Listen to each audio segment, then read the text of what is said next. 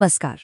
आज हम बात करेंगे भारत के लोकतंत्र की सबसे अहम किताब यानी हमारे संविधान की और इस पर कि इसे कैसे बदला जा सकता है। जी हाँ, हम संवैधानिक संशोधन की प्रक्रिया को समझने वाले हैं। तो सबसे पहले एक बहुत ही बुनियादी सवाल। अगर संविधान देश का सबसे बड़ा, सबसे ऊंचा कानून है, तो फिर भाई इसे बदलने की जरूरत ही क्यों पड़ती है? इसे परमानेंट क्यों नहीं बना दिया गया? ठीक है, तो इस पूरे टॉपिक को समझने के लिए हमने इसे 5 हिस्सों में बांटा है। सबसे पहले हम जानेंगे कि संविधान को एक जीवंत दस्तावेज क्यों कहते हैं, फिर इसे बदलने के 3 तरीके कौन से हैं ये देखेंगे, उसके बाद बेसिक स्ट्रक्चर का सिद्धांत क्या है ये समझेंगे, कुछ बहुत बड़े संशोधनों पर नजर डालेंगे और आखिर में इस पूरी प्रक्रिया की आलोचना पर भी बात करेंगे। तो सबसे पहली बात, इसके पीछे की सोच क्या है? देखिए, एक संविधान को एक लिविंग डॉक्यूमेंट यानी एक जीवंत दस्तावेज होना चाहिए, कोई पत्थर की लकीर नहीं। आप खुद सोचिए, 1950 में बना कोई कानून, क्या वो आज की हमारी डिजिटल दुनिया, हमारी आज की जरूरतों पर पूरी तरह से फिट बैठ सकता है? नहीं ना। बस यहीं पर संशोधन की प्रक्रिया काम आती है। ये हमारे संविधान को एक तरह से सांस लेने की, समय के साथ बदलने की ताकत देती है, ताकि वो हमेशा हमारे लिए, हमारी जरूरतों के हिसाब से रेलेवेंट बना रहे। अब यहाँ एक बहुत ही दिलचस्प बैलेंस बनाया गया है। हमारे संविधान निर्माताओं ने ना 2 एक्सट्रीम रास्तों से बचने की कोशिश की। एक तरफ है ब्रिटेन का संविधान, जिसे बदलना बहुत बहुत आसान है, और दूसरी तरफ है अमेरिका का संविधान, जिसे बदलना लगभग नामुमकिन सा है, बहुत मुश्किल। तो भारत ने क्या किया? हमने इन दोनों का एक मिक्सचर, एक बीच का रास्ता अपनाया। और जैसा कि मशहूर पॉलिटिकल साइंटिस्ट केसी वेयर ने कहा था कि भारतीय संविधान लचीलेपन और कठोरता के बीच एक बेहतरीन संतुलन है, और सच में यही इसकी सबसे बड़ी खासियत है।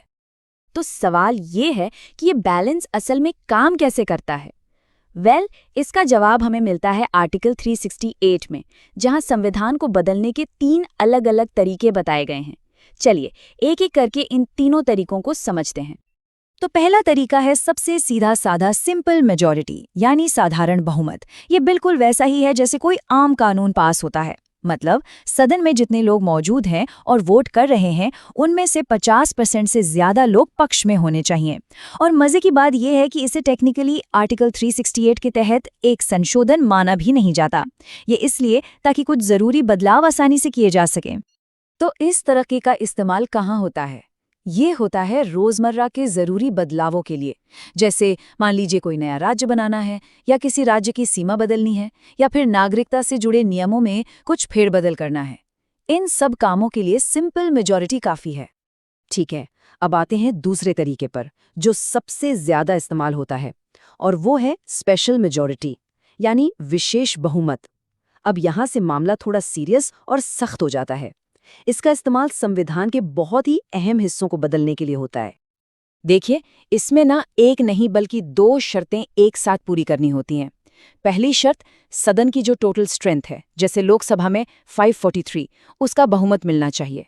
और दूसरी शर्त, जितने सदस्य उस दिन सदन में मौजूद हैं और वोट कर रहे हैं, उनका 2/3 यानी 2/3 बहुमत मिलना चाहिए।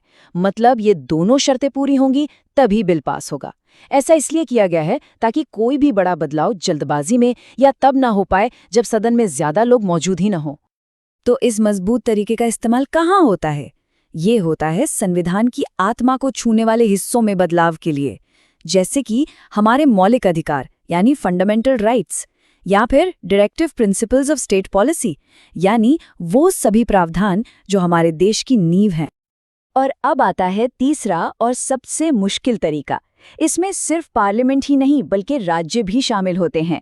ये तरीका हमारे देश के फेडरल स्ट्रक्चर यानी संघीय ढांचे की रक्षा के लिए बनाया गया है।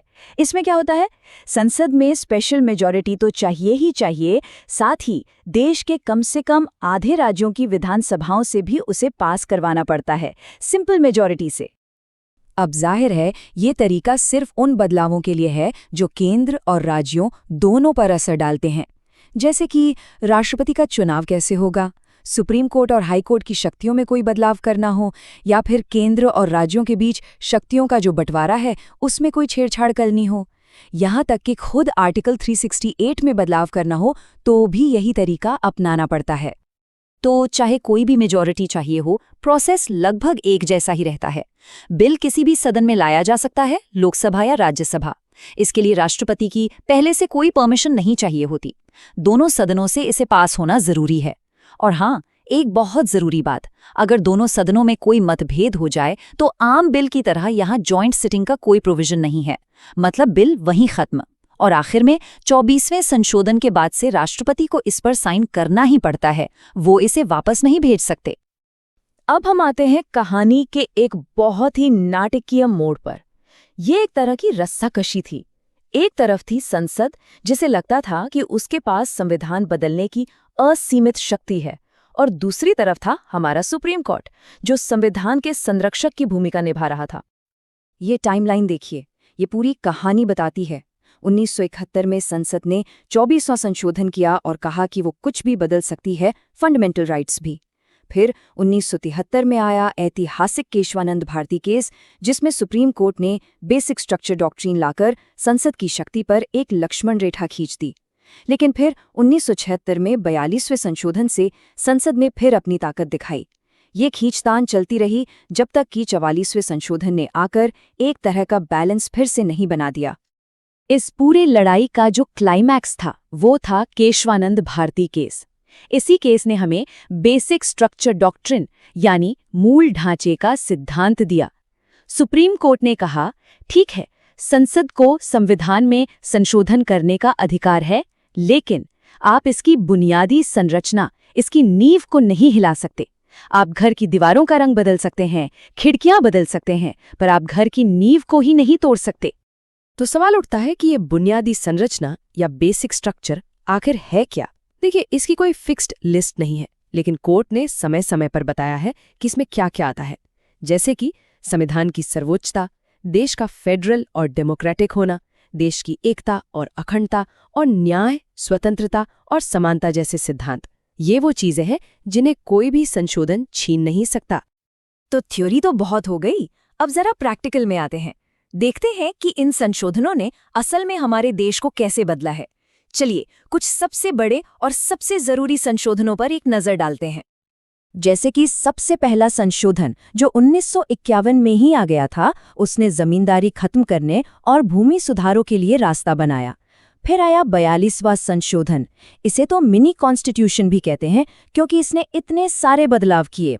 इसी ने हमारे प्रियम्बल में सोशलिस्ट और सेक्युलर शब्द जोड़े, हालांकि ये बहुत विवादों में भी रहा।